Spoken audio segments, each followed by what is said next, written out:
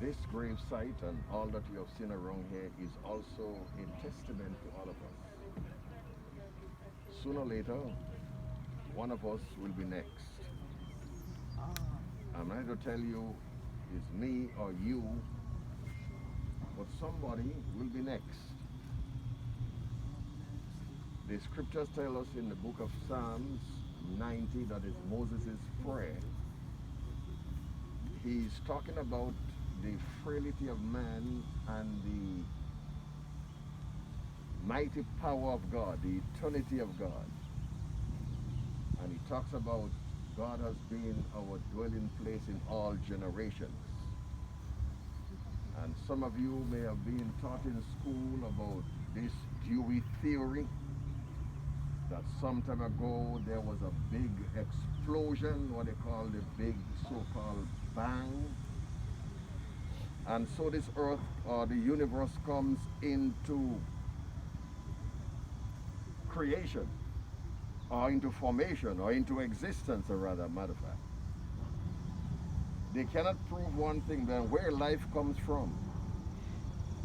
How they say that I read in some books that man became like life became like a primordial protozoan, and then one day jump into the water and become a tadpole, and one day jump out from the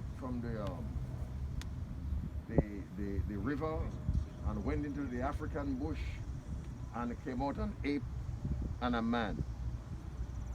I don't believe that type of junk. The Bible says in the beginning God created the heavens and the earth. And as you look at the earth, it takes someone with immense intelligence to make this creation. We are not here by chance or by coincidence. We are not like cosmic dust floating through the heavens until one day we hit a rock and then that's it. We have been made by the hands of God. And we have a limited time on this earth. We are not here forever. So in verse 12 of Psalm 90, Moses wrote, "So teach us to number our days, that we may apply our hearts unto wisdom." Wisdom is not knowledge. You can get knowledge from wisdom. Wisdom really is skill. How to live, like for example, from this book, you are born here, and here is death. How you meander through life without getting killed, or stained, or trapped, or becoming a victim. It is from birth to the grave. So Moses is asking God, give us godly wisdom. There are two sources for wisdom.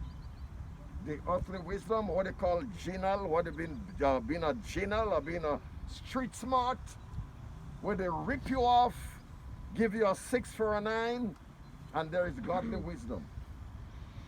Godly wisdom is how to live on this terrestrial, a life that is pleasing before God and before men.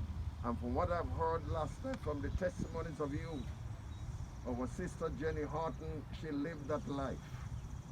She was not a selfish person.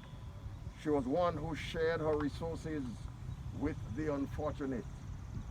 That is what God requires of mankind. We live in a land now where they dissect and rip up the human race into 5 major sections: white, black, brown, red, and yellow. And then there's another group we call in between.